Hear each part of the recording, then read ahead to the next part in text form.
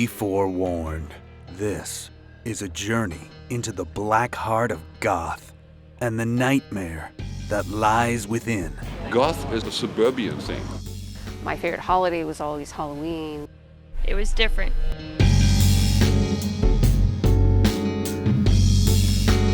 Goth, the underground apparition that endures. What is its origin? It's pogoing, spitting, and safety pins. Nazis. The futility of things around us. How can goth, obscure and misunderstood by what is known, be popular? In a way, it holds up a black mirror to mainstream society. It attracts people that are out of the box.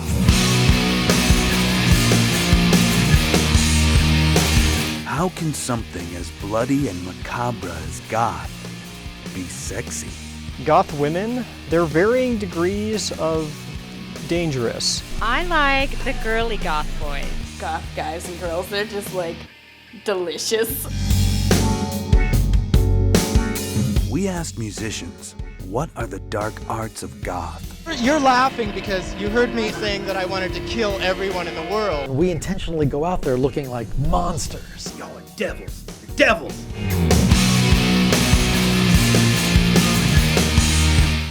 Is goth a ritualistic cult or a fashion statement? Well, it started as kind of a self-defense, trying to get bears to not eat my head. Sometimes I have to make corsets out of old army tents. It's not just because you get to wear black or neon or whatever, it's just how you are. What happens when goth, eroticism, and performance art mesh? Anything can happen, and if you see it, it's really happened. It's not choreographed. Discover the light in the abyss. Enter the underground world. Goth, Vampire Nation.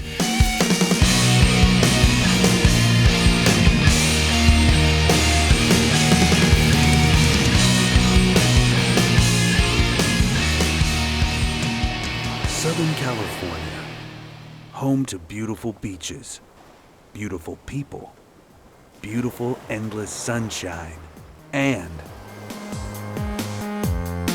there's something wrong with me. I think it's starting to show, and I just can't believe that you pretend to not know. I don't want anything but you to know my name. And if you still can't see, then you're the one to blame. I'm perfect, you're perfect, we're perfect, aren't we, baby? I'm perfect. Over 3,000 people have arrived to attend Bats Day Black Market in Anaheim, California, one of the premier goth events in the world. Maura Devore here, your host for All That Is Goth. I'm perfect, you're perfect, we're perfect, aren't we, baby? I'm perfect, everything is perfect, so perfect, aren't you, baby? I'm perfect, you're perfect. Tell me the name of your doll company. It's Bastet 2329. They're amazing dolls, I must tell you. Thank you. What inspired you to create these dolls in the first place? I actually needed money for my honeymoon, and so my husband started making a couple, and we decided to start selling them. Well, you do an amazing job. What is your favorite doll? Actually, I have lots of favorites. Every doll I make is one of a kind, so once in a while I'll make one that I really like. They're creepy. Dolls are just scary. They are kind of creepy, aren't they, in a very lovable way? I have a lot of people that don't accept them. That's okay. And not everything is for everyone. Correct. Yeah. Would you say that being a member of the goth community allows you to express yourself in a way that you would like, and you know that it's safe with all of the other gothic friends around you? Yes, definitely. I think this community embraces what I do more than anybody else would. Freedom of expression. Is that why goth can be found in dark shadows around the world? The scene in Holland is quite divided. In in several subcultures, and they don't really mix, at least not for me. And the cybergothics go to their parties, and neofolk people go to the neofolk parties, and I belong to the neofolk. Whitby, a port town at the mouth of the River Esk, on the northeast coast of England. Welcome, foolish mortals, to the Dracula experience. Much of the Dracula story takes place here in Whitby. It was here that Bram Stoker discovered the name Dracula in the Whitby Public Library. And it might be the reason he chose Whitby as the location for the vampire's arrival on a deserted ship. As the vessel drifts into the harbor, Lucy, the young lady who will fall under the monster's spell, watches from a nearby church graveyard, unaware of the danger it holds. And it is to Whitby every year that goths from the UK, Europe, and the world gather to celebrate Dracula and all things goth. I think the Whitby Festival is, the Whitby concept is getting bigger, and we got here because, I suppose, just because we had friends in it. It was just a very good gathering, I suppose people tend to group together.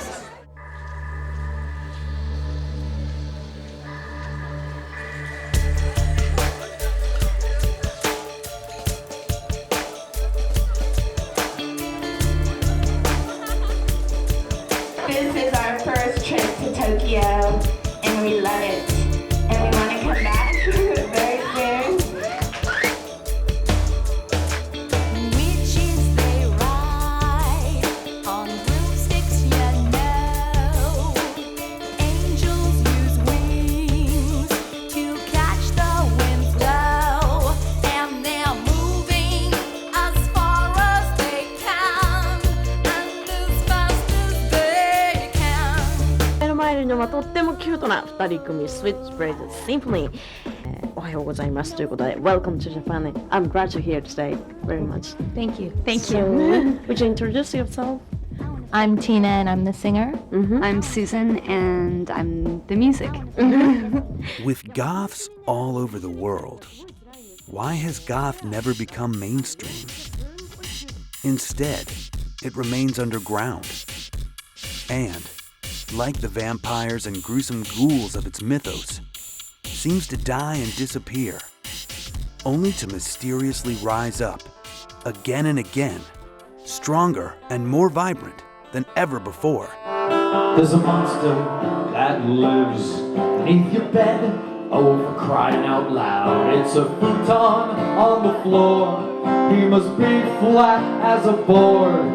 There's a creature that lurks behind the door. Though I've checked there 15 times, when I leave then he arrives every night. Goth has changed and evolved throughout the ages, and perhaps a somewhat, for me, being an old school goth, distressing development in the world of goth is when goth sort of took that kind of EBM turn a few years ago, and suddenly I couldn't recognize the music they were playing at goth clubs as goth. It just sounded like techno to me. That spawned the whole cyber goth thing, where suddenly goths were not people who wore black. They were people who had yarn for hair, and the yarn was green and orange, and they looked like fucking Willy Wonka puked all over the place. They had glow sticks and platform shoes and baggy clothes and day glow vests, and I didn't know where I was so confused. But the thing about goth is that, it's bound to grow and it's bound to evolve and change. It's not really about how it manifests itself in the big picture. It's really about how it manifests itself for you personally. And that's what goth has always been, and that's what goth hopefully will always be. Perhaps the best way to understand goth's seemingly unnatural endurance and life after death ability is to go back to its roots as the bastard stepchild of punk rock. Punk rock was actually Amalgamate, Patti Smith, Iggy Pop, people like that created punk rock.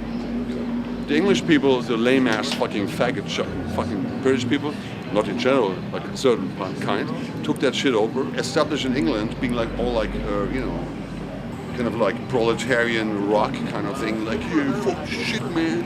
You know what I'm saying? So, and then there's other kids who were like kind of shocked by that fucking total momentum, actually took the fucking energy and created something else, more lovey-dovey and have the candles out and all this shit, you know what I'm saying? So in other words, the goth was a result of the punk rock. Goth owes a lot to punk rock, the musical voice of a generation in search of change, and the bolt of fire that would animate the corpse of goth. Condemning the establishment with their music was not enough for the punk generation. They wanted to act different and look different. And then you started getting people wearing outrageous makeup and clothes that weren't from Take 6 or the jean shops, and that's when you started shocking people. I think a lot of the kids face a real grave problem. I know some kids, say from Liverpool, who really get beaten up a lot because of the things they wear. Like this rugby player type, and just as I was walking out, he goes, "Where the fucking hell do you think you're going?" I said, "I'm just going back to the dance floor." He said, "No, you're not," and he just chucked me. It's a whole social thing, you know, right in the... I mean, as with any rock and roll fashion thing at the moment, it all ties up. Views, music, fashion, everything. I mean, makeup, the whole thing. It was a lethal combination. Explosive, in-your-face music, and a look meant to shock. The media picked up on it and blew it way out of proportion. The thing is, they've read stupid papers. They've read silly papers like The Sun, and you read The Sun, do you? And The People. Oh, you read The People as well. The Sun and The People, and they print things in such a way where people believe it, you know. And they think it's the thing to do to go along to a punk. You can throw a bottle at you. All this media thing about they cause all the violence, you know, good copy. They don't care about people. Don't care anymore about people in the street. Ordinary, normal people just don't care. A lot of people seem to think we're fascists. No, Nazis. Why is that? Because there's a certain badge that I like because of its shape, and I like to wear it. Punk and fascist. I think they are not fascist. The media, definitely. Yeah. They blow everything up. Do you think the media has affected punk rock? Yeah. Look, what about that Daily Mirror story about punks going down to Margate? They just advertised the fight it's there. inciting the violence, isn't it? The papers are a load of shit, and I'm saying that, it's a load of shit. What about your name? Where's Generation X? Where did you get the name from? It came from a sort of a book in the 60s. It's about what young people thought then, right? You know, it was their way of expression in a way, you know, because you know, it's about the mods and the rockers and stuff like that, about how they had to chain each other and things like that, you know what I mean? And we felt it meant exactly the same for us today, you know, the futility and things around us. No senile establishment was going to stop punk. It was too good, too new, and too much fun. But so much energy and so much media hype led to a pitchfork in the road. I really sort of defy anybody in those days to have not been excited by what was going on. I mean, there's like three things: pogoing, spitting, and safety pins. That out-of-towners, sort of country bumpkin type people, have really latched onto that through the press. And as soon as people feel that they should do that at a gig, they do it. Really, it was born out of something so small. It was unbelievable. Probably just like one person spat one evening. It's just amazing, it really is. And they used to spit beer and things like that. People were like pogoing around. I remember there was like people spitting at me. I spit back to them. That was meant to be like nice and like, oh yeah, I like your music. I spit at you.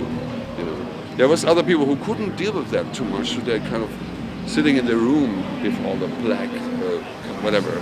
So it's all about that. So there was a second movement created from that, the second alternative to the old school music from the 50s, 60s, and 70s. That was supposed to be goth. Maybe it was the eternal desire for a quiet coffin far from angry spitting punks, or just the sudden, creepy, wolfish self-awareness that comes with a full moon. Goth was animated. The creature had risen. It was alive. Alive! Sinking the A-ball. I don't remember winning or losing it all.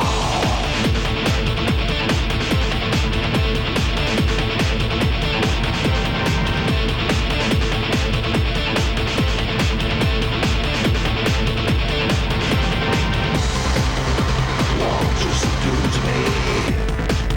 Stop and watching the high. Felt it on too.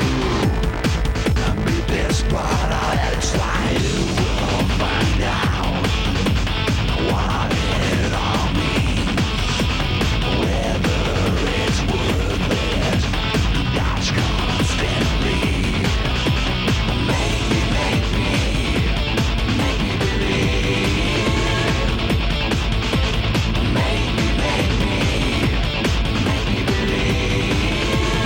But why were goths goth? What made them, or anyone, want to join the ranks of the undead? Had they been bitten by vampires, werewolves, zombified, or was it something more sinister, like personal choice? Goth is a suburban thing, but it's not nothing negative. It's actually that people in the suburbia have to have some kind of energy to gather and to be different than their parents and fucking vote for Bush or something. You've been a member of the goth community for quite some time now. 14 years. And what attracted you to the goth community in the first place? It was different. I grew up in a town of nothing but preps and jacks and decided I had to be different.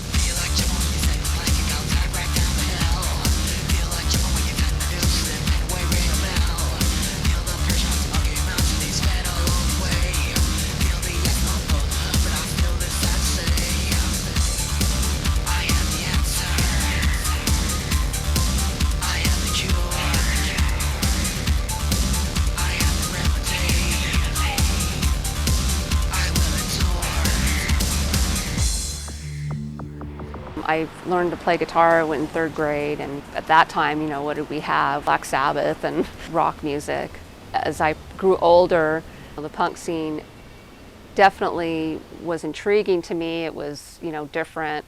And the thing I liked about it most was the fact that it was a do-it-yourself thing.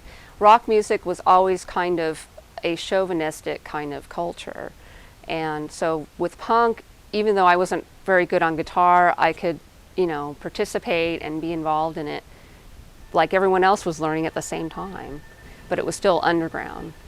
And in addition to the music being do-it-yourself, there was a strong culture for making your own clothes, doing body modification, like dyeing your hair and all that sort of thing to make you even more unique. The pushers, the shakers, the feelers, the fakers, the loudness, the silence, the sweetness, the violence. My wings will pull me up into the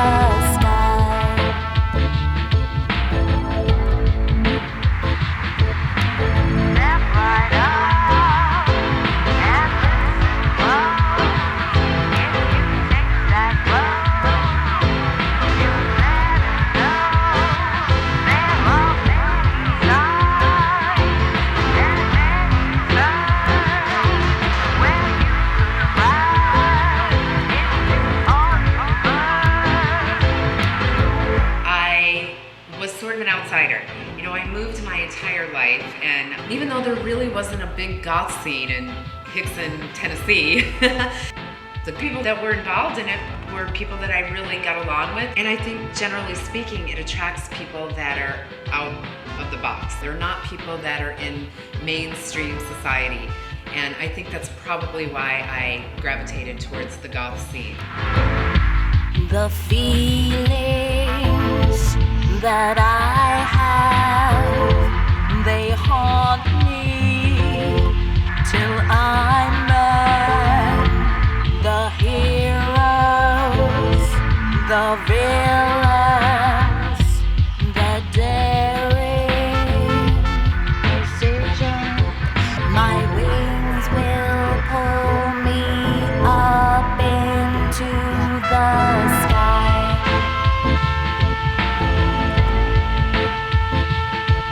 My wings will pull me up into the sky.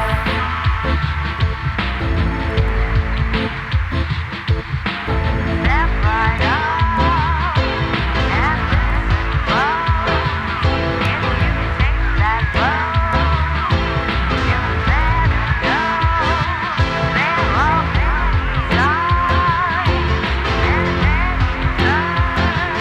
and when you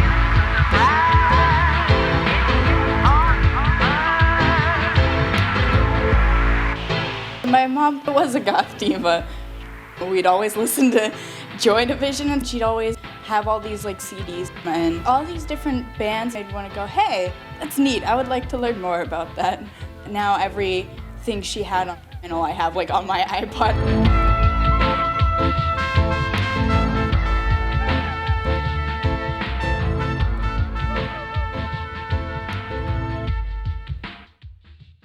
Hi, Pandora Morticia. How are you? Doing great today. So now, tell me, how did you get involved in the goth community in the first place? I would have to say it was Voltaire. I read about him in the Gothic Bible, so I get his book, What is Goth? And I'm laughing my way the whole way through.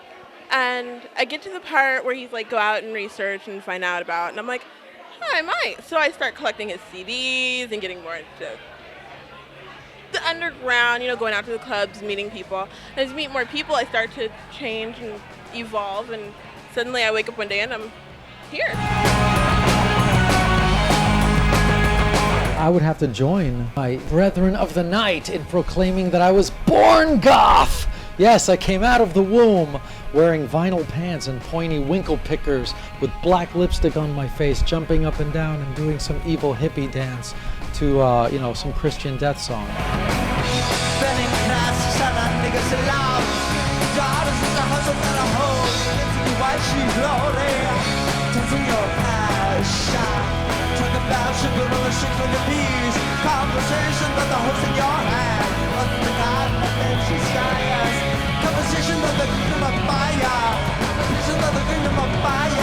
As a very, very young child, my very first interest was in watching monster movies.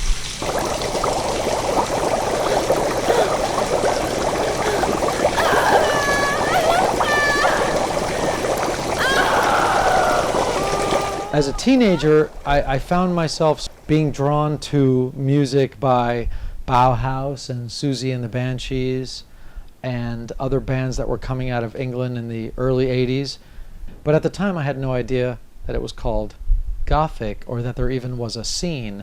But I did want to, like most other teenagers, emulate these bands. So I had black spiky hair and I wore predominantly black clothing. I moved to New York City and I started to notice that there were other people walking around who dressed this way. When I was walking down the street and I saw this woman, she had a mohawk of dreads that had all sorts of little metal skulls and bones and macabre little items weaved into her hair. And she was wearing a long black velvet dress. Of course, it was the middle of summer, and this big ankh necklace. And I walked up to her and I said, "Excuse me, I'm really sorry to bother you, but is there a place where people like us go?" And she kind of turned to me and she said, "Yeah, the Bank on Friday and Saturday nights." And the Bank was this goth club. And she said, "Would you like to go this weekend?" I said, "I would love to." And I walked in, and after, 15 years of listening to goth music, it was the first time I'd ever walked into a room where everybody was goth and they were all listening to this music that I love.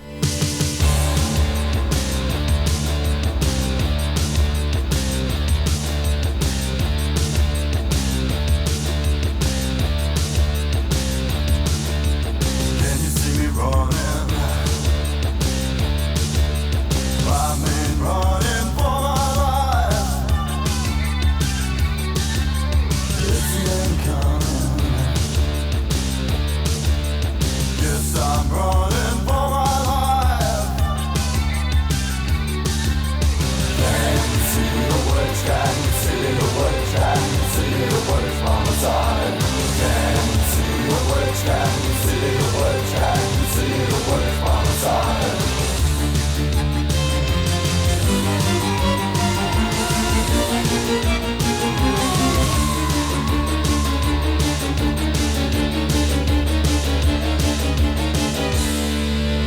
My first introduction to goth was a girlfriend I had in high school. Before that, I was really into classic rock, and then all of a sudden, there's this girl that I'm fascinated with, and she loves The Cure and Joy Division and Bauhaus and the Sisters of Mercy, and all of a sudden I started getting into that music.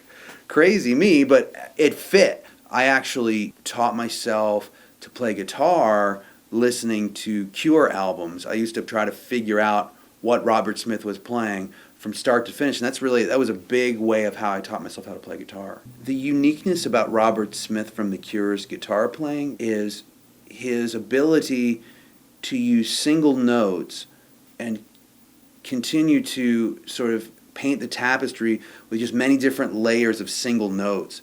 And you're not sure what he's doing right away, but the simplicity of his playing actually and the openness of it paints a much broader picture and a much more unique picture. The first Cure song I'm going to play is Push, and you'll get the idea of his single note melody lines, where it is a lot of times, just in his playing style, he'll leave one string open while the other one's playing the melody. In Push, he goes across the fretboard where he uses 5 different strings, whereas in Just Like Heaven, he actually only uses 2 strings for the most part, but it's still the same kind of philosophy. So this one's Push.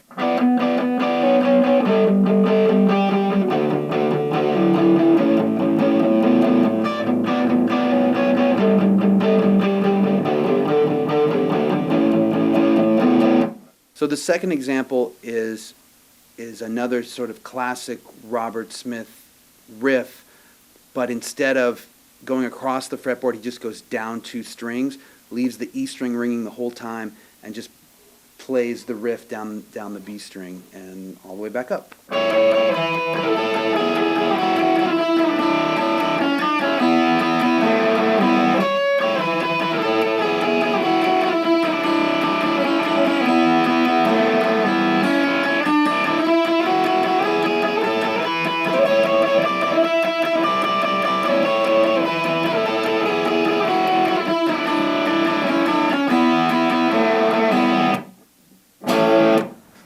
If anyone's really interested in goth and they want to know something about goth, this is it. These are my babies. These are gothic witch boots. These are death rock boots. This is something that, you know, it's a long dead passion of goths and death rockers. This is what you wore in the 80s. Skull buckle boots, stiletto heels. First time I ever heard the term goth used was in one of my old teeny bopper magazines in the 80s, Star Hits. Robert Smith and The Cure got married finally after being with his girlfriend of 10, 15 years. And one of the lines in the article was, "And millions of goth girls wept." And I remember sitting there in the car, my mom's station wagon, looking at this thing with my big Robert Smith hair and my lipstick and black eyeshadow and going, "Mom, what's goth?" You know, and at that point, you know, I'm saying what's goth with Robert Smith hair and black eyes, but what I was doing, it happened to be along the lines of this movement called goth, and then opening up that door and realizing, oh wow, there's tons of other people out there that are thinking and feeling and creating as I am, made me feel a part that actually there is something out there for me to identify with. Now, what attracted you to the Gothic scene in the first place? Well, funny as you might think it, I find that scene more tolerant of people with differences. I enjoy horror, so we enjoy the good scare and the dark side of things because it's fun. It's a safe scare.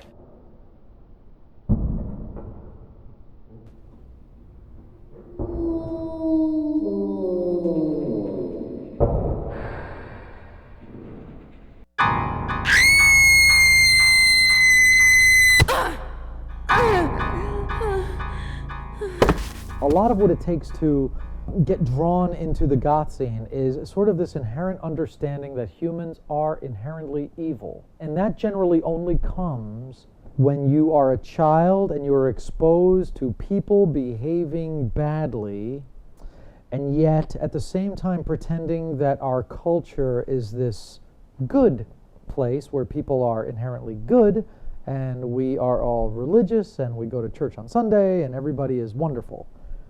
And yet somehow you've been exposed to this evil, and causes this sort of confusion in your mind, but that confusion leads to asking questions. And before you know it, I think you come to this point where you realize that humans are not inherently good. Humans are a mixture of good and evil, and quite possibly leaning more towards the evil side. And I think that just sort of conjures up an interest in looking more into this darkness and trying to find out what it is.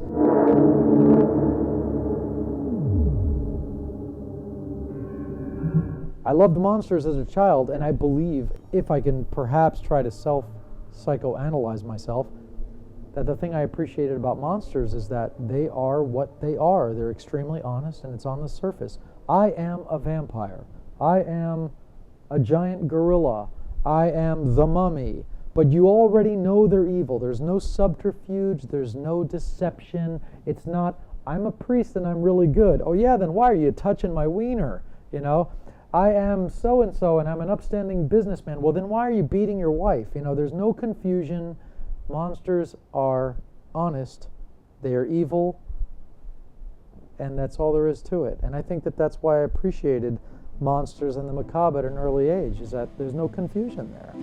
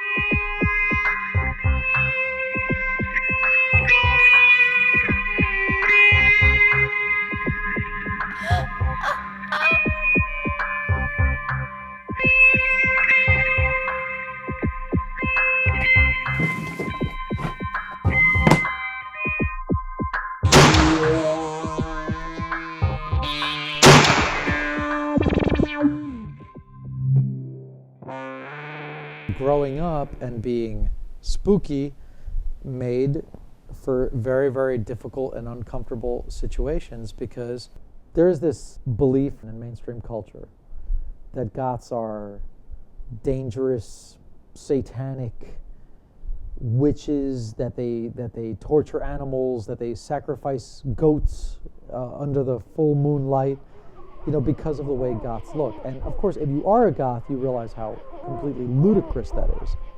But I don't blame those people. I really don't, because, you know, as goths, we choose to look like gothic horror characters. We sort of cull our aesthetic from gothic horror novels and gothic horror movies, and we intentionally go out there looking like monsters.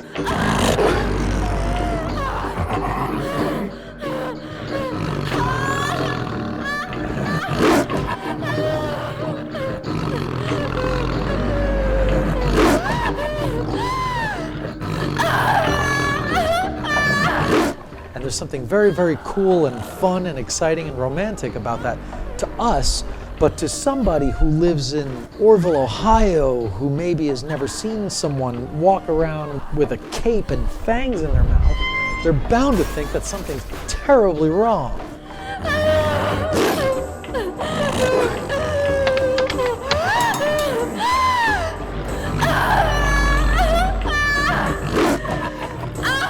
So while I don't really appreciate people thinking that there's something murderous or homicidal about me, and while I have to kind of sigh every time someone walks up to me and says, "Nice costume," even though this is the way I dress every day,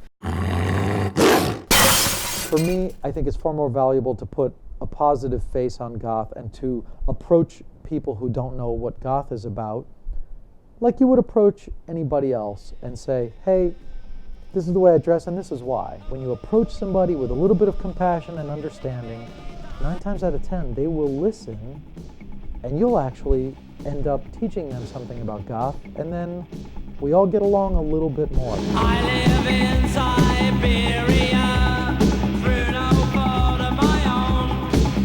We're a blank generation in the danger zone. Parasital slumbers from 7 to 23. Only the blind follow me. You could get ridiculed if you were walking down the street and you had crazy black hair like Robert Smith from The Cure. I would dress all in black and I had this like white Nancy Spungen kind of looking hair. But I think people pretty much found me interesting, even if they didn't get me because I was very strange in their eyes. I think most people thought I was kind of interesting, that I had the guts to be myself. And so I think I always sort of fit in just because people were curious. Do you find that people put boundaries on you because of being a member of the goth community? I don't know if they necessarily put boundaries. I think society in general like to see normal or what's the norm.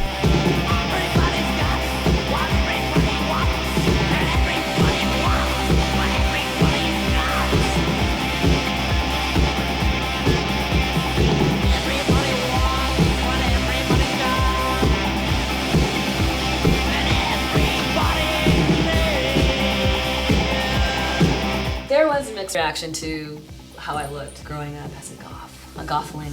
There's that whole fear of the unknown thing, which I understand, but you know, it's kind of like monkeys throwing poo, you know, what is that? Get away from here, you know, and it just kind of more reinforced what I believed in as it was. But I was all in honors and AP classes, so there I am around a bunch of studious kids are just like, it's just Veronica.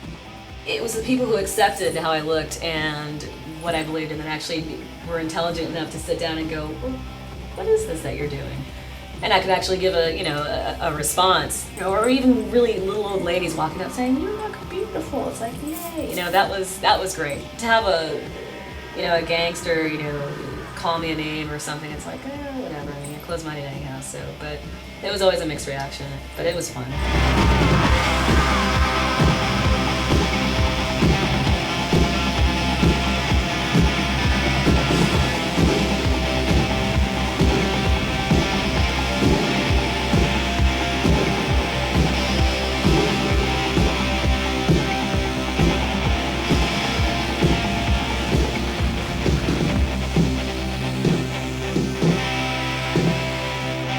Do you find that because you've chosen a lifestyle that appeals to a gothic scene, has that really affected you with the way that people treat you in the regular community? It does, until they realize that I'm polite and not rude and nothing to be afraid of.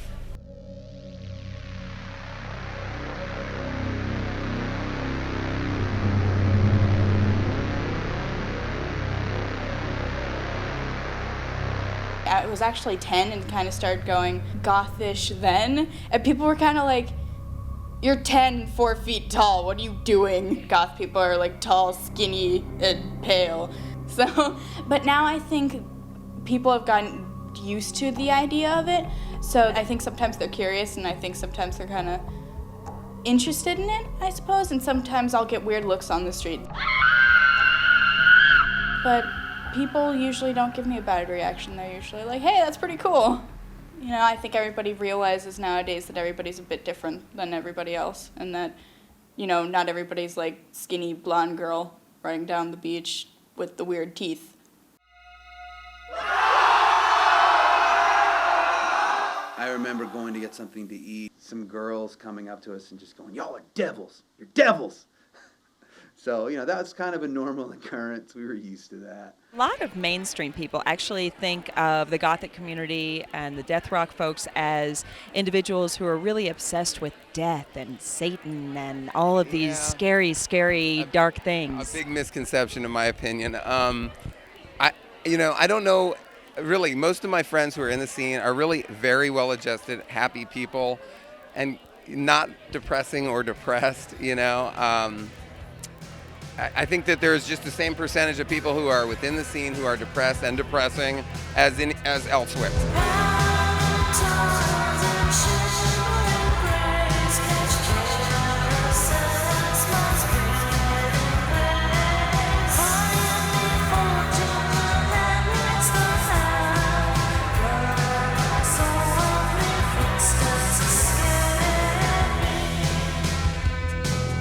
Most goths tend to be more realistic. You have some that do live in their own fantasy world, and they're the rather unstable ones that everybody believes that we all are, but in truth they're a fringe minority.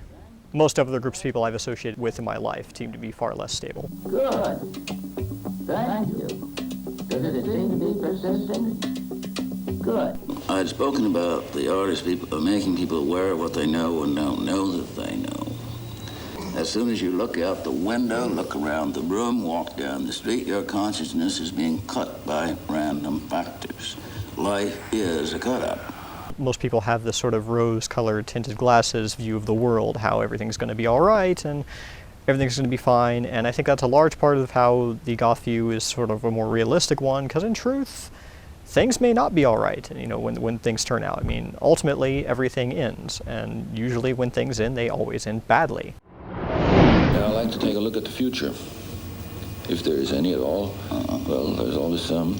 Do you see mankind moving into space? Well, I think it's the only way that the only possible solution. I don't say that they will, but it's the only way, I think, for them to go. There's no place to go except up and out. If the astronauts should stay in space, say, for 5 years, they'd lose almost all their bones. And skeletal structure has no use in a weightless environment. So the end result would be something rather like a jellyfish, I imagine. Okay. Thanks a lot. My pleasure. I was actually far more depressed before I became a goth.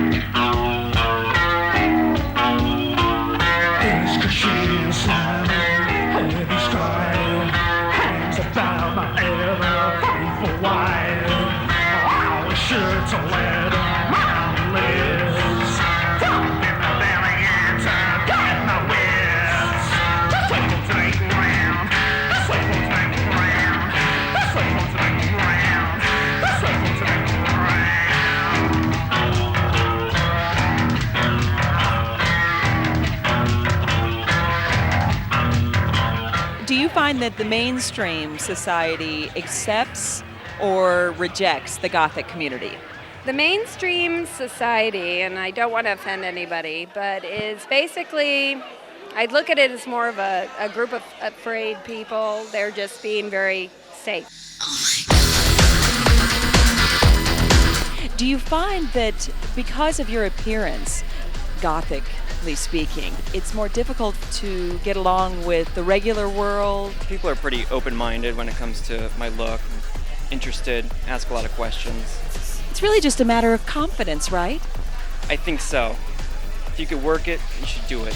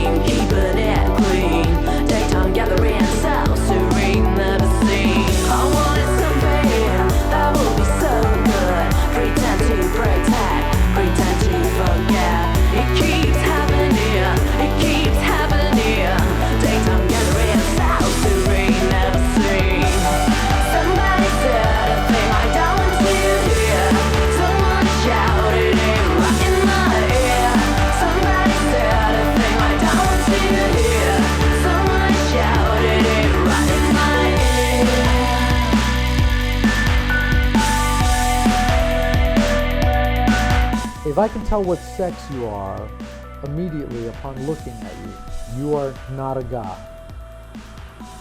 If I can't tell what sex you are after having had sex with you 3 times, and I wake up in bed with a guy, a girl, and 3 ferrets, then you know you're in like a goth scenario. And I think that that's like one of the really beautiful things about goth aesthetic is the androgyny. You know, the fact that there aren't really hard lines between men and women. You know, a guy can wear a long skirt and a woman could wear a suit, and you could both still be very goth, and you could still both be extremely beautiful. And I think that that's really, you know, very much at the core of what goth is. What isn't sexy about goth guys and girls? They're just like delicious.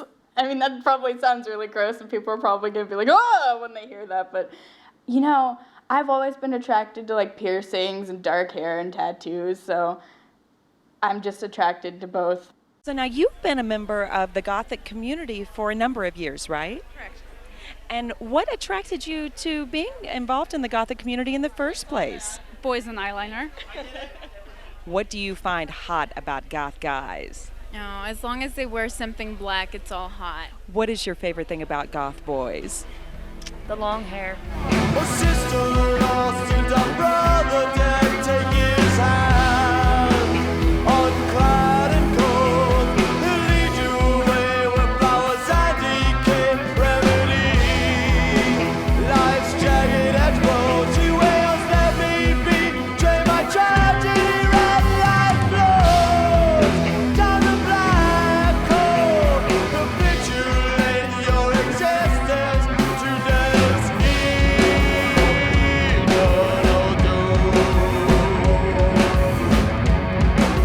Scrawny, hot goth guys. Scrawny, pale, moody. That's pretty much it. Hot goth guys have to be scrawny and bony, and they have to have the fake teeth. They have to. That's hot. I always loved like the lanky guy with the black hair. If I saw a guy walk into a bar that looked like that, he immediately had my attention. Are you into goth boys? Oh, definitely. Now tell me, what makes you most attracted to Gothic boys? I like the girly goth boys. Makeup and... What isn't sexy about goth? Because there's so many different ways you can go. But the classic goth girl to me is sort of like the anti-establishment, but yet it's almost like a negative image of a Barbie. There's still femininity there, but it's the anti-Barbie. It's like the opposite of the cheerleader. I like them to be nice and pasty white and black hair, of course. Big boobies. I love big boobies. Real boobies that are big. Those are hot. That makes a hot goth girl.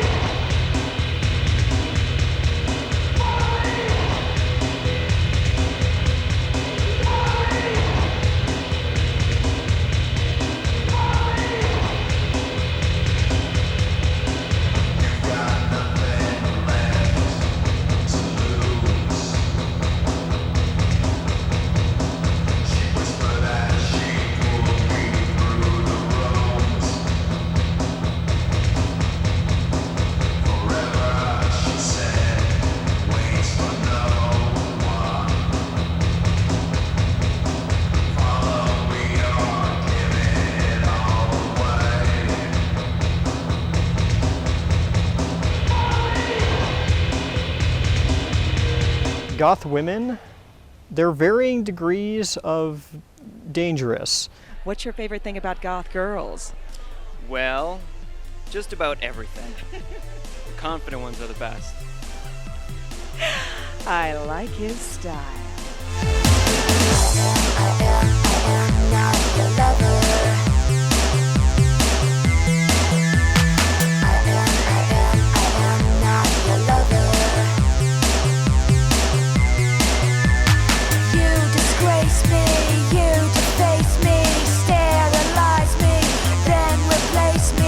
Piece by piece, you disassemble me.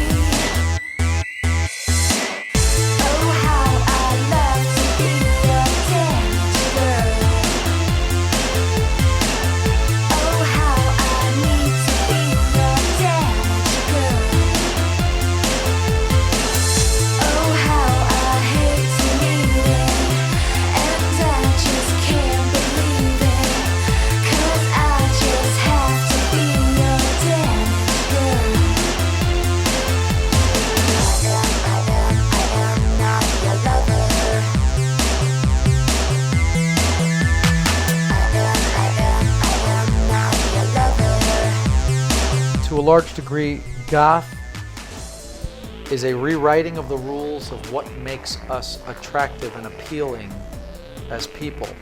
It's a reimagining of what reality can be, and I think that that's extremely appealing to the outsider and the misfit. And the really sad thing is that very often the outsider and the misfit are not people who don't fit into society because there's something wrong with them. They're people who don't fit into society because there's something better about them that society doesn't really quite get.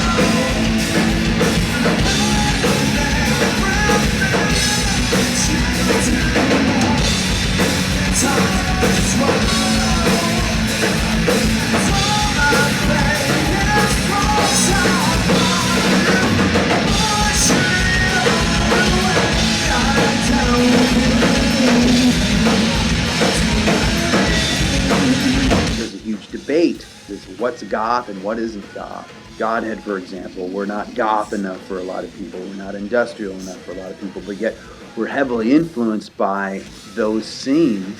That's the thing that I like about goth, though, is that if you're good, they're going to accept you, regardless of whether this guitar is louder than that band's keyboard.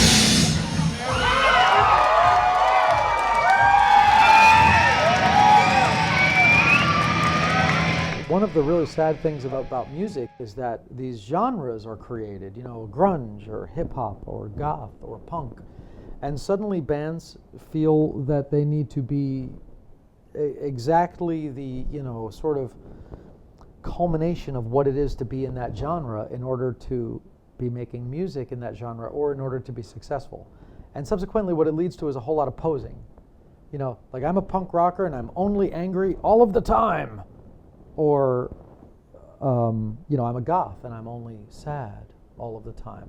And I think that really makes for extremely two-dimensional people, it makes for two-dimensional music, and it eventually makes for a very two-dimensional genre.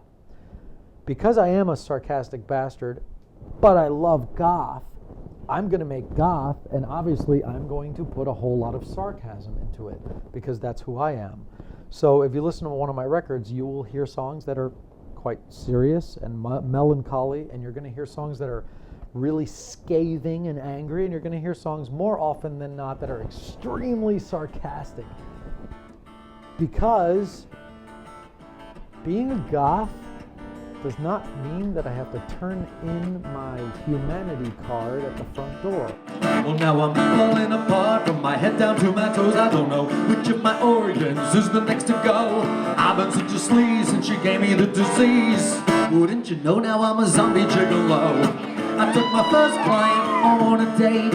We took a walk to the cemetery gate. I got under her slip, but then I heard a rip. I pulled it out and I said, baby, keep the tip.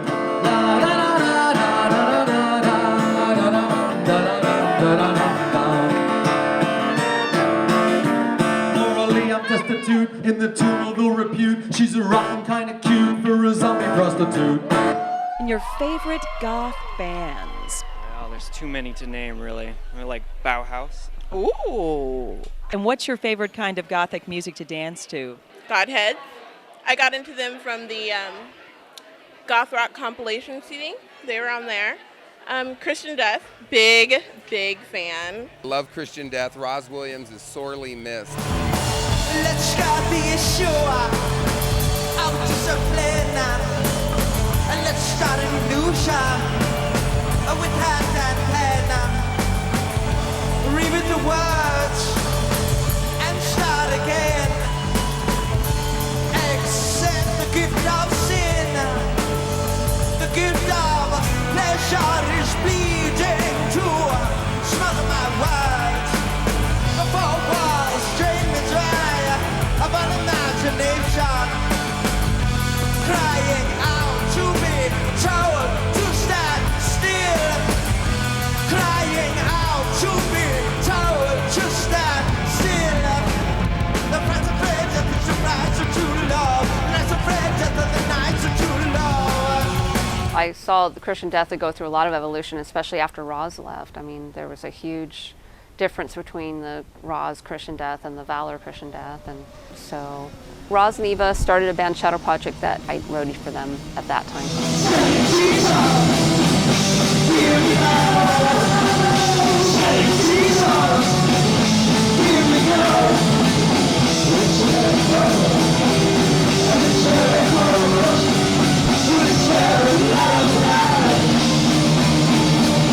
Really, I mean, that was more of a rock-based kind of thing, you know, sounds. Roz really liked David Bowie, you know, and that kind of style, rock music, so it seemed to reflect that. One of your favorites is David Bowie. Yeah. So how does he influence your music? I grew up listening to him, and I was always struck by the difference that he was putting across in the early 70s, and how that was something so different from other things that were happening at the time.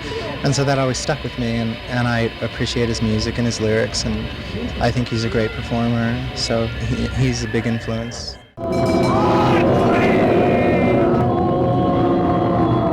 They were playing on the Sunset Strip. They had a show where they had this bondage cross set up, and there was a musical interlude during the show when some people came on stage and like tied each of them to these crosses. One was an upside down cross and one was a right side up cross. And it was, you know, a kind of a fetish performance, a statement on, you know, what they thought about religion.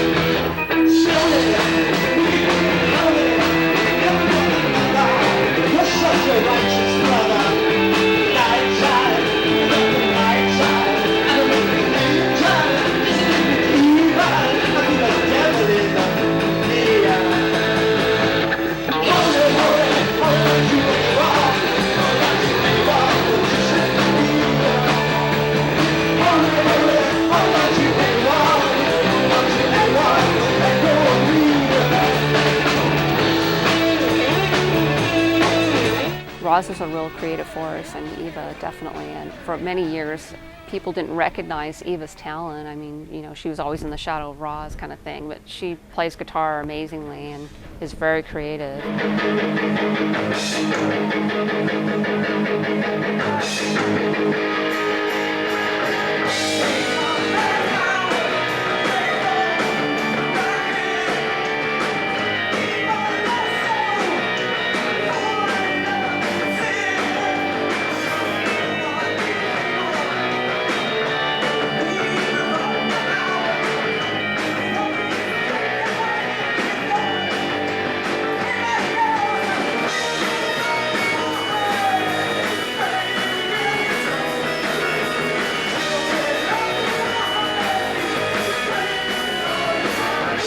Psychic TV, love them. Ambience. You know, I used to do a club where we just played bizarre off-the-wall stuff and just mood elevators or setters, and it was great. So, Switchblade Symphony. That is like every goth girl's dream band right there. It's the ambience, you know, the beautiful kind of fairy-like qualities to it.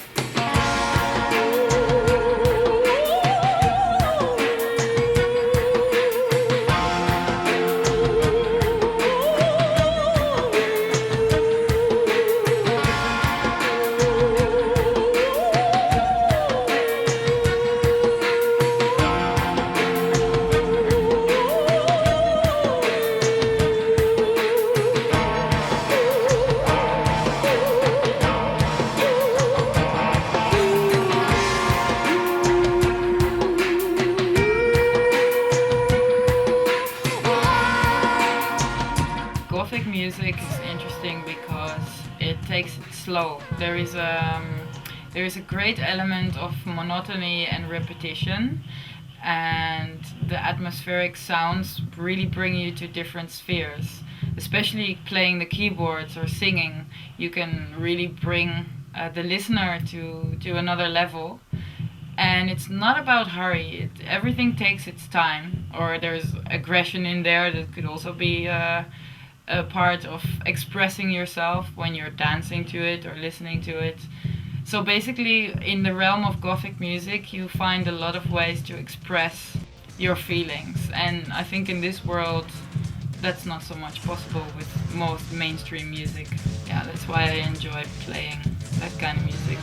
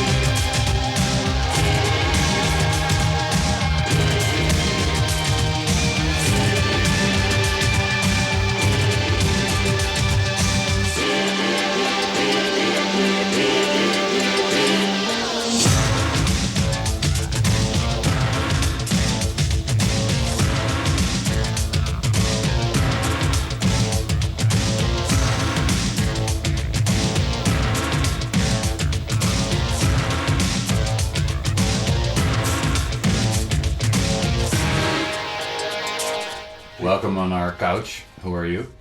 Blackstone Tribe. Okay, what is that in personal terms? What are your names? My name is Johan. I'm Aldrian. Vampire. Yes, this is how they play this fucking game. Yes, politics so filthy, it's burning my brain. Hear me out. Our world is burning out too deep. We keep spreading out to blood.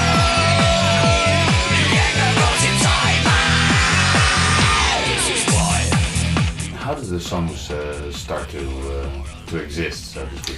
Usually I lock myself up with a computer and a guitar, and then eventually I play the tracks to the rest of the band, see what they think, what they can make of it. I try to make lyrics with a meaning, and they can be personal, but they also can be about the environment, or we have one song, it's called Into the Bush. The bush could be a small part of a female body, but also an American president. I was actually confused about that. Well, you should listen to the song.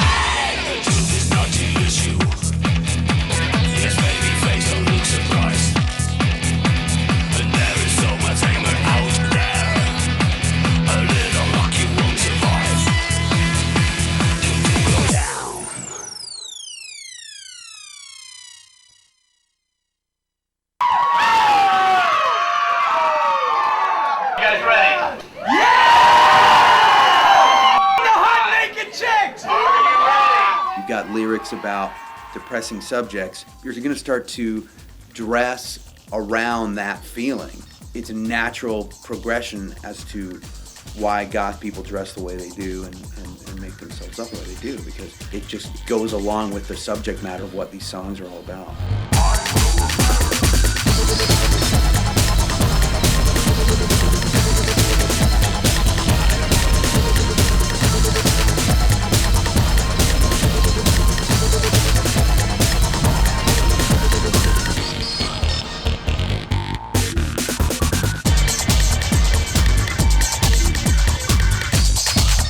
I started making clothes, I think 20 years ago. I did a study in a small town in the south of Holland for a few years. Then I worked for several companies, theater companies and some fetish rubber companies. And now I started my own business doing leather outfits and gothic outfits. This is more the fetish gothic style. And this style is also, you can call it neofolk. It's more based on uniforms, leather ties, white shirts, more strict and straight. I make Victorian corsets and Edwardian corsets. I use steel bones. I don't believe in plastic bones because they're just really shitty. It takes me like a day to make a corset with all the details on it and the stitching. I use a lot of lining in it, suede lining to make it more firm. I work now mainly with leather because I really like working with it and it lasts a lot longer. It looks a lot nicer than fake leather. And I make camouflage corsets and skirts and uniform jackets and uniform shirts. Camouflage prints I use from several countries, so they always look different. And I try to look for the real camouflage and not for the fashion camouflage. And sometimes I have to make corsets out of old army tents because then you have the original print and you can use even the small details from the tent in the corset or in the outfit. And if you buy a corset, it takes some training to get it closed. You have to buy it a bit bigger maybe first and then train your waist, that you have a waist reduction of like 6 centimeters, and it takes a while to train your waist as well. If you go too fast, then it might damage the corset or your body, and that's not what you want.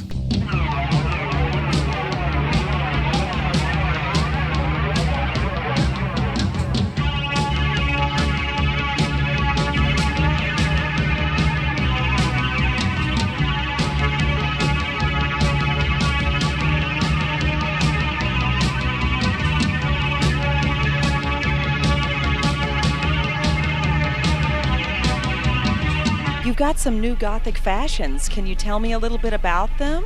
Well, I'm trying to be a little more versatile, so I brought some corsets today, I brought some skirts, hopefully lots of PVC and lots of sexy things. I like to do clothing that different pieces where people can create their own look. Because I think, especially in the Gothic community, it's all about being an individual, learning to express yourself as an individual and not limiting yourself. Mary shakes and bleeds another memory. She's painting on a Friday afternoon.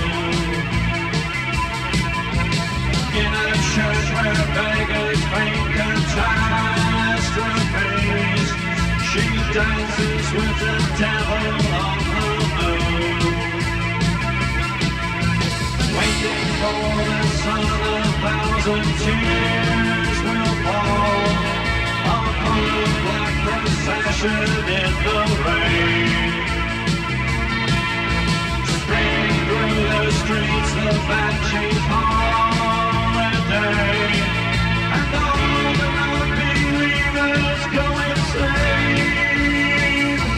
Singing la la la la la la.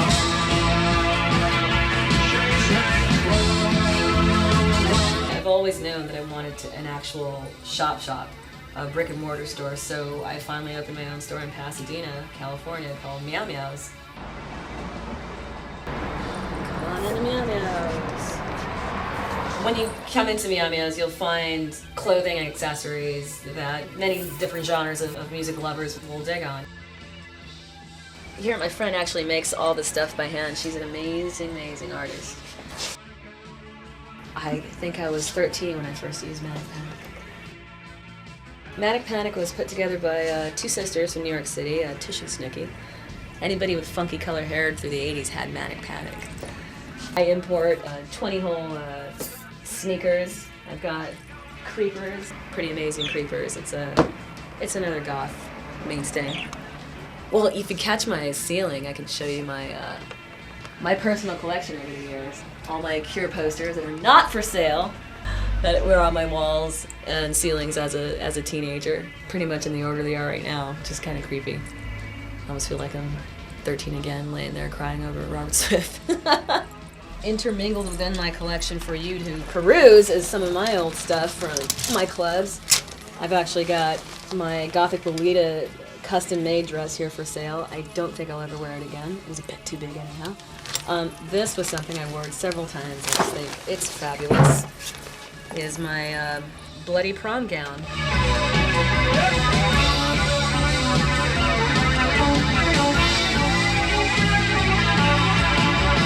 Do you find that the Gothic community is attracted mostly to the toys, the books, the jewelry? What? A lot to the bling. Yeah, a lot to the jewelry. They really like that.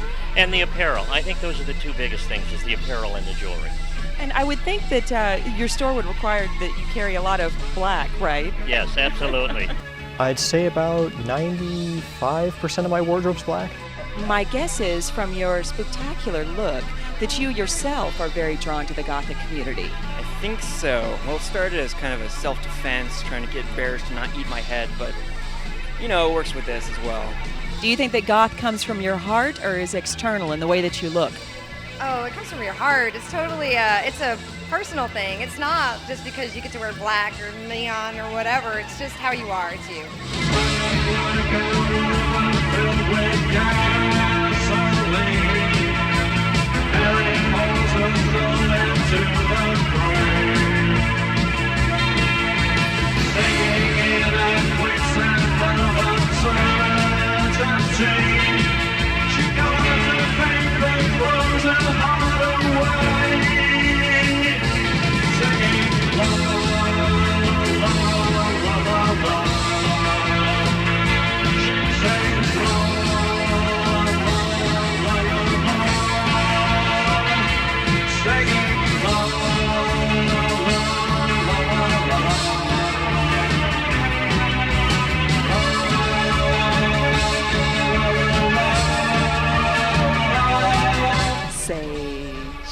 So good to see you. Now, you really have the most amazing extensions that I've ever seen. Now, you make these yourself, right? Yes. Can you just show me some of your pieces? Is it natural hair? It's synthetic, it's Kankalon. And these are our foam falls, which are actually 4 falls all together. And that's an average set. I like that one up there. That one's very nice. I think it would look good with my hair, don't you think? Cherry flowers and thunder and rain, it makes me insane.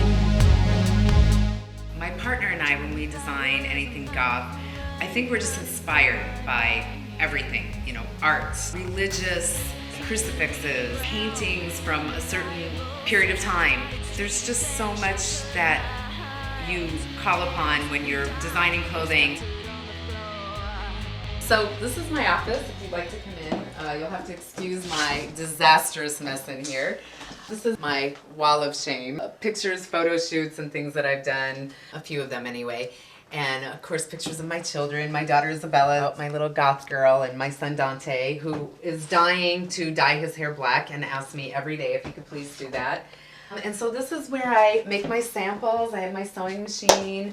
I've got my samples over here. I just sold my line to Hot Topic. And in January, the line will be coming out. And also the jewelry line. We did a line called Backstage Pass, and it's little miniature backstage passes. This one says VIP All Access, and this one is like a sort of 70s inspired. It says Foxy Lady. So those will be coming out very soon. And then this is some of the clothing that my partner and I worked on. Right now we're doing more of a rock and roll kind of goth. I like very avant-garde. I just look at a lot of pictures. I'll see something that I'm very inspired by, and I'll see something else that I really like, so I'll combine the two. Here you can see my goth influence here. This was a line I did for my TV show on VH1. And I did a whole line of Breaking Bonaducci clothing. I love everything that's goth. It's just candelabras and things of that nature in a lot of the clothes that we design.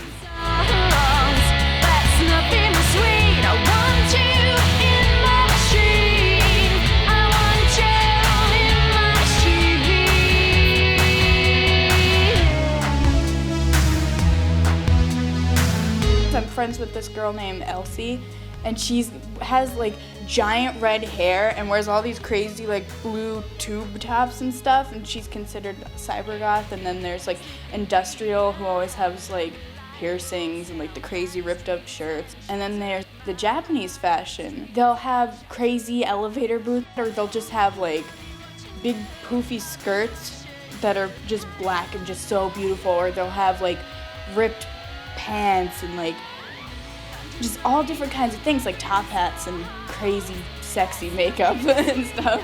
And they have just so many different styles, and it wasn't all just dark. It was a whole different mix of things, and it was just amazing.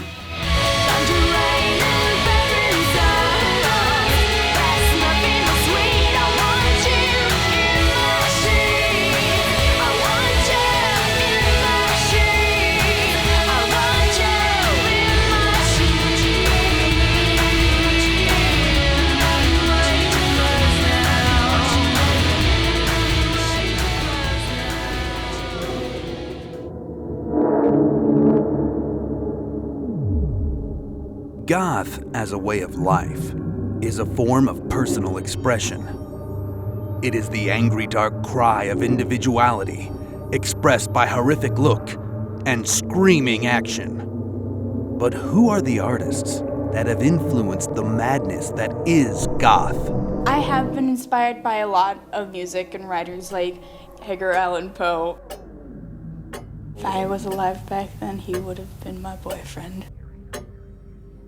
The Mask of the Red Death by Edgar Allan Poe. Until at length there commenced the sounding of midnight upon the clock, and then the music ceased, as I have told, and the evolutions of the waltzes were quieted, that before the last echoes of the last chime had utterly sunk into silence, there were many individuals in the crowd who had found leisure to become aware of the presence of a masked figure, which had arrested the attention of no single individual before. And the rumor of this new presence having spread itself whisperingly around, there rose at length from the whole company a buzz or murmur, expressive of disapprobation and surprise, and then finally of terror, of horror, and of disgust. The figure was tall and gaunt and shrouded from head to foot in the habiliments of the grave. The mask which concealed the visage was made so nearly to resemble the countenance of a stiffened corpse that the closest scrutiny must have had difficulty in detecting the cheat.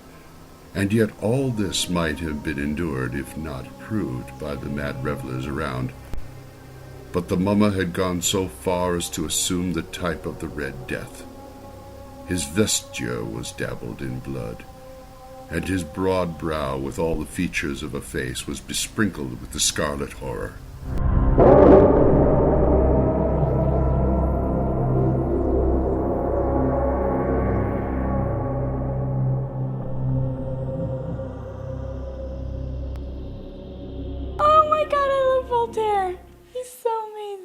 I'm mostly affected by visual arts and by music. And visually, I mean, very early on, I was inspired by the work of Hieronymus Bosch. And actually, my very first directing job was bringing to life a stop-motion version of The Garden of Earthly Delights, which is a Hieronymus Bosch painting from the Middle Ages for an MTV station ID.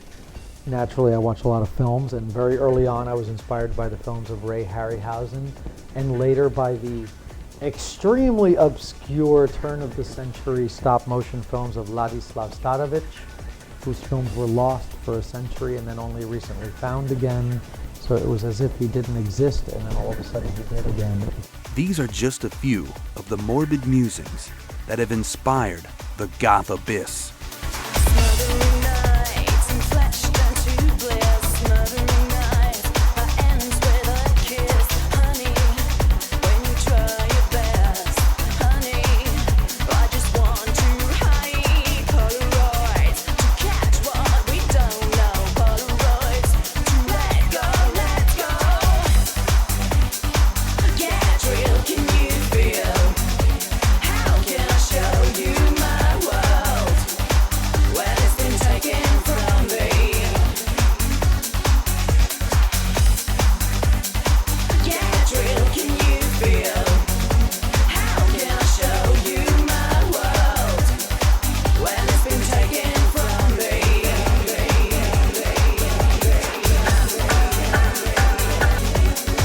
In the shadowy streets of Amsterdam, the goth scene takes on added dementia wrought by the black arts of the goth performance artist. Get real, can you feel? How can I show you my world when it's been taken from me, My name, Medusa, comes from a snake lady that was cursed by the gods for falling in love with a human being. I feel that curse on me every once in a while. Get real, can you feel? How can I show you my world when it's been taken from me, honey? Get real, can you feel? How can I show you my world when it's been taken from me, honey? I've performed a lot at Gothic parties, for instance the Gothord party, which is in an old church somewhere outside Amsterdam. We have done there what we call our trash acts, and these are acts that turn a stage within 5 minutes into a bloody, gory mess of chaos and mayhem.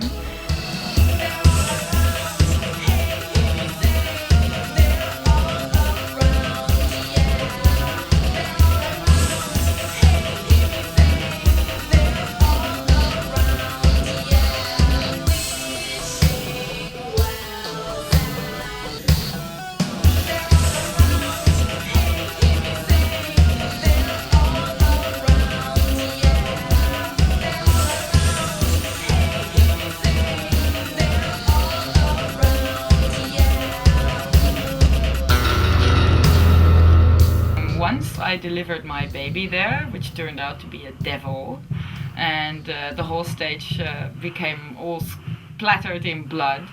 It's basically what makes my black heart tick.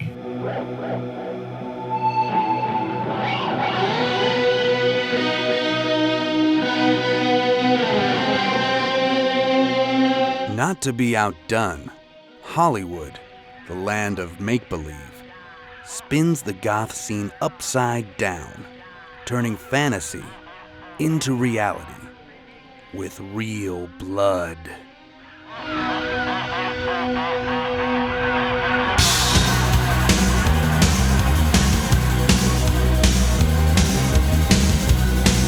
We're here at the Dungeon Hollywood. Dungeon is different than any nightclub I've been to or even heard of any genre.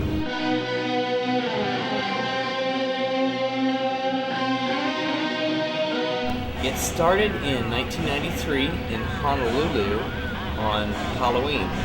Dungeon has worked really good in Hawaii, and I'd really like to try it here. It's become the #1 fetish themed weekly goth industrial club in Hollywood. As a weekly, it's the biggest in the country. But all night long you wait and you watch, with all the haves and all the have-nots. And now you feel the moment nearing, and you're so high you could touch the ceiling. Here we go, another sideshow, all the lights and all the shadows.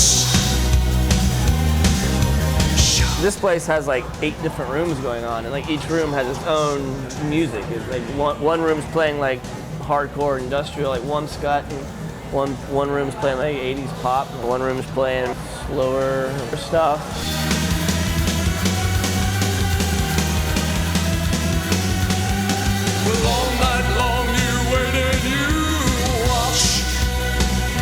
A lot of sexy people coming out and playing and having fun, letting loose. Here, you can be whoever you want to be. Everyone here is accepted. That's the thing I think is really special about this community, is that we are all very open-minded and we're very supportive, and you can come in here and be whoever you want and everybody accepts you. Gay, straight, transsexual, bisexual, like it all kind of mixes in. Everybody just comes together to get wasted and have a good time. Here we go, another sideshow, all the lights and all the shadows. Here we go, another sideshow, another sideshow.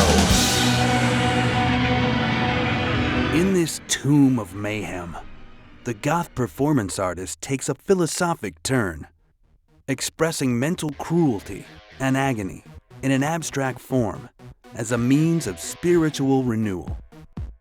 It's called The Feminine Mechanics of Purification. When I was younger, I had been raped, and I never got to really express it. And so basically this piece is about the purification of the body.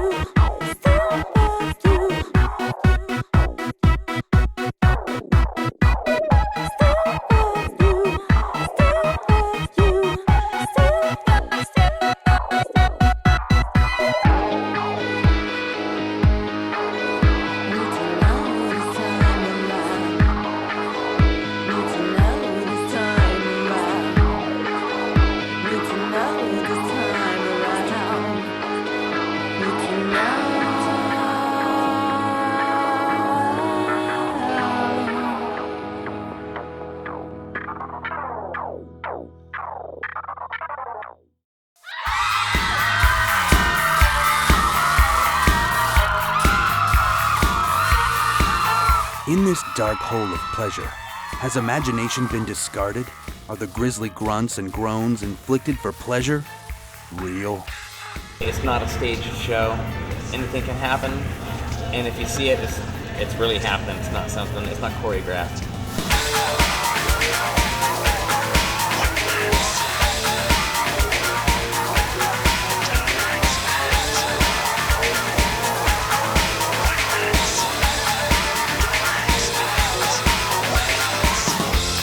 They dress in the fetish fashion, and they put on these little performances, anything from clothespins to unmentionables.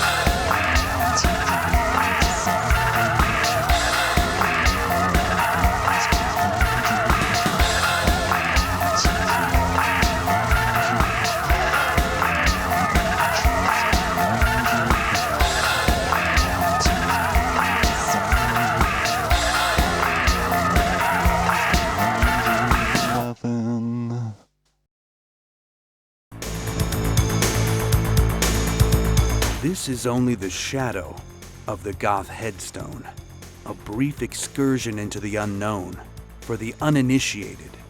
But if you have made it this far, then perhaps you too have a calling from beyond the grave, a calling to explore the wild side, the unique part of each of us that longs for something new and different. Don't let yourself be buried by the everyday. Rise up and join the legions of the undead.